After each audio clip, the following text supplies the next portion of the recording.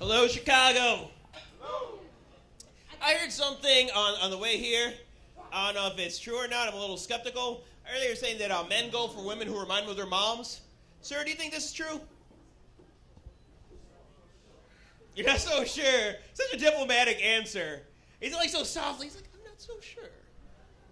I don't believe it. I don't. Because my mom cannot make her butt cheeks clap. I know she can't. Otherwise, my dad would have stuck around. That's why it all comes down to body image issues. That's why if you got a beautiful woman in your life, you got to let her know every day. So she is absolutely beautiful. She looks like Pam Grier in her prime. Do you let her know she's beautiful every day? Fantastic. See, he didn't have to think about that one. So he gets some bonus points for that one. But for real, it happens. You see all these little girls who grow up playing with Barbie dolls, and by the time they're grown, they're either starving themselves or make themselves throw up trying to attain that unrealistic body image. And it happens to guys too. You see these little boys who grow up playing with He-Man, the Masters of the Universe, and by the time they're grown, they're shooting up steroids trying to attain that unrealistic body image. See, that joke hit so close to home, that guy had to leave. That's how close that hit.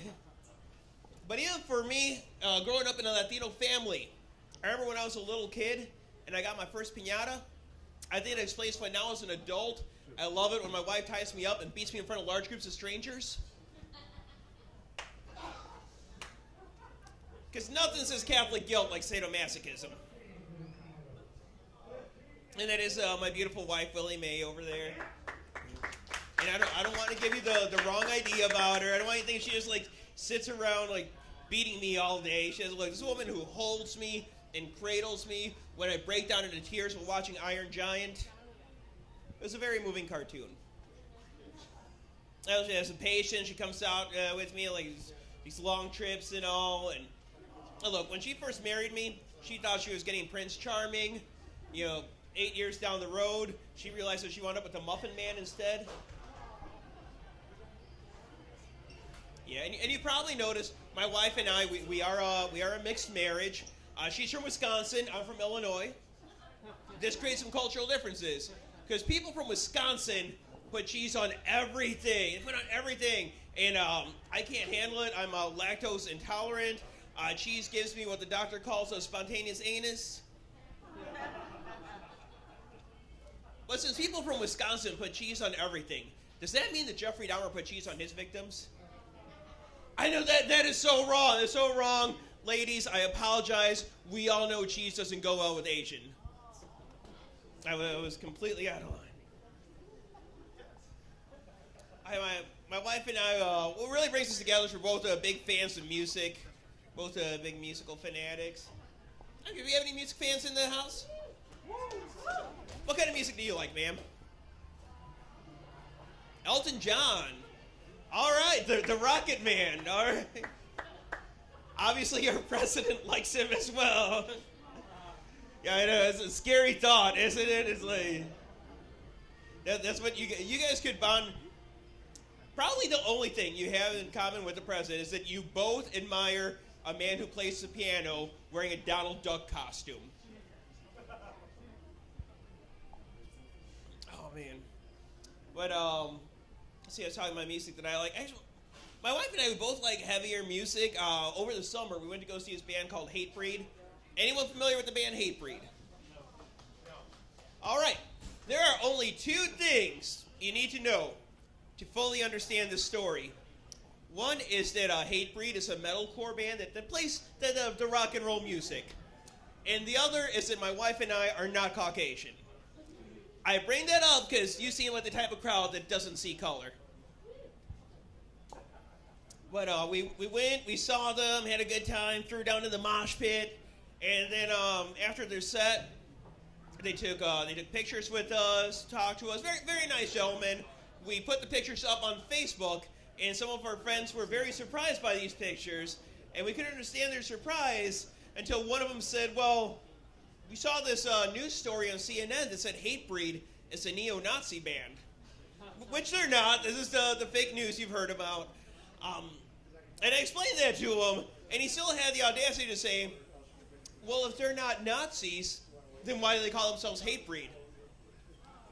Why you gotta assume that if someone's gonna hate something, it's gotta be brown people? Why do we gotta be the default setting for hate? Okay? Why can't they just hate like traffic jams or paper cuts? You know what they do hate? They hate drugs. They're a straight edge band, very, very anti-drug. And is it really that hard to believe that a caustic Caucasian would rather have Rihanna on his arm than a heroin needle in his arm? And was that the light or? Okay. Oh, okay. And I like music from all eras. Like I've been looking at some James Brown lately. I watched this documentary on him, and it was amazing. It was so moving. The way he was orphaned when he was 4 years old, supported himself as a shoe shine boy, and eventually became the most successful musician of his generation, most successful artistically and financially. And I felt inspired. It's like, I want to be the James Brown of my generation. I want to be the hardest working man in show business. Now, granted, when you do stand-up comedy and you claim you work in show business, it's kind of like saying you work for a Fortune 500 company when you work at McDonald's. Technically, it's true, but at the end of the day, we both qualify for food stamps. That's my way. I want to be the James Brown of comedy. And if I can't be James Brown, then I at least want to be Spider-Man. And I feel like I have a better chance of that now, because there is a new Spider-Man in the Avengers who's mixed Latino and black. His name is Miles Morales. I found out about this not even from reading the comic book, but from a breaking news bulletin on CNN. How half black, half Latino is more amazing than half human, half spider, I'm not quite sure. But they saw it fit to make it a breaking news bulletin. Half black, half Latino, that's nothing new. Back in my day, we called them Puerto Ricans.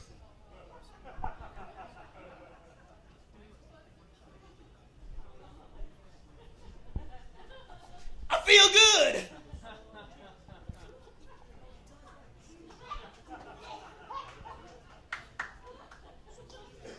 All right, that is my beautiful wife, Willie Mae. And you know what? And I was surprised she's running around like, because I'm beginning to suspect that she might be pregnant. Because after every time we have sex, she feels like throwing up.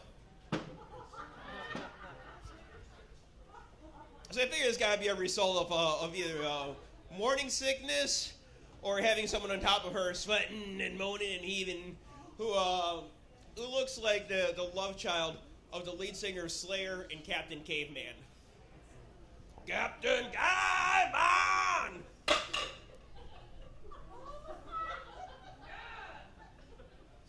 But if Willie Mae is pregnant, I want to give that child a name that reflects both my Latino heritage and her African American heritage.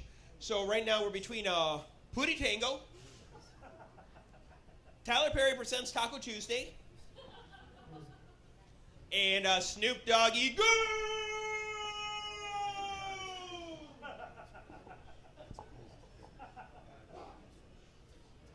And we are going to raise that child right. We're going to raise that child with Pixar movies. Y'all remember the first major motion picture from Pixar was Toy Story. Millions of people went to go see that. Then they got back home. They pulled out their old toys. Like, oh, Mr. Potato Head, I love you. I'll never take you for granted again. Because I just saw this movie about the secret life of toys. And I say, you've got feelings and emotions. Then the next major motion picture was Bug's Life. Remember, once again, millions of people went to go see that. I feel like, are you looking up those movies on Netflix right now? Or oh, just bootlegging the set? They're recording it all fancy and stuff. They're gonna put it up later. It's gonna be beautiful. It's gonna be beautiful, sir. Plus, I got a CD for sale that you can buy it later, so you can have the whole show. It'll be awesome. Granted, you have to pay full price, but I mean, surely if you can afford the tower of what is it, cheddar potatoes or whatever, you can afford a CD. It's only $7. They gave me a chance to plug my CD. That was awesome. Not only that, I got T-shirts too. I got these beautiful T-shirts that say "Love Sees No Color." See, so if you're gonna bootleg it, you might as well buy the T-shirt. It's only $15.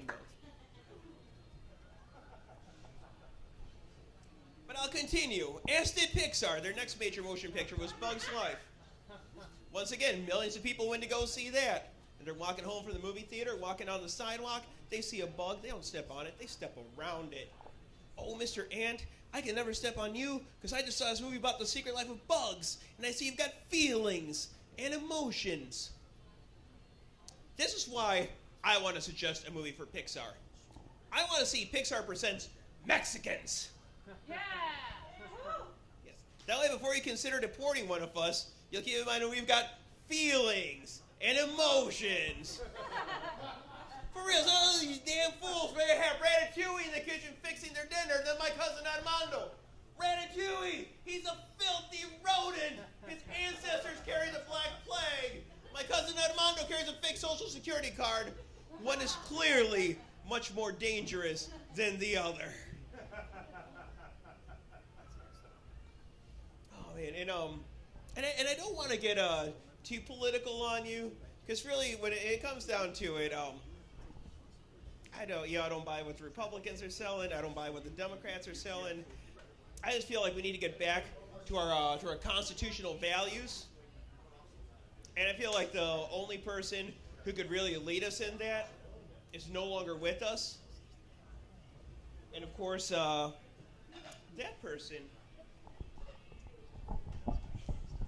person would be Prince. Yeah!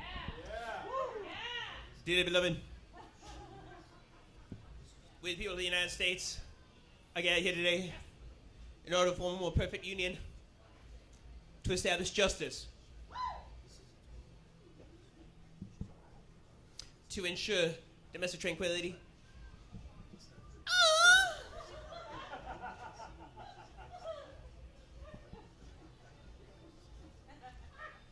to provide for the general welfare,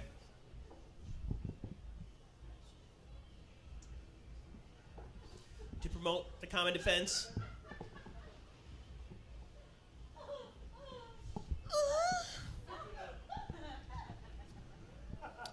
and to secure the blessings of liberty for ourselves and our posterity. Electric word, posterity means the generations of the future, and that's a mighty long time.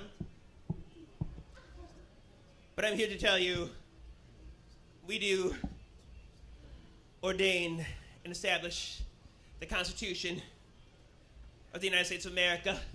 USA, USA, USA.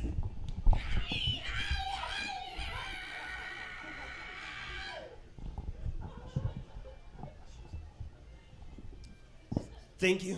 God bless. My name is Marcos. Y'all been beautiful. Give it up for your host, Mona.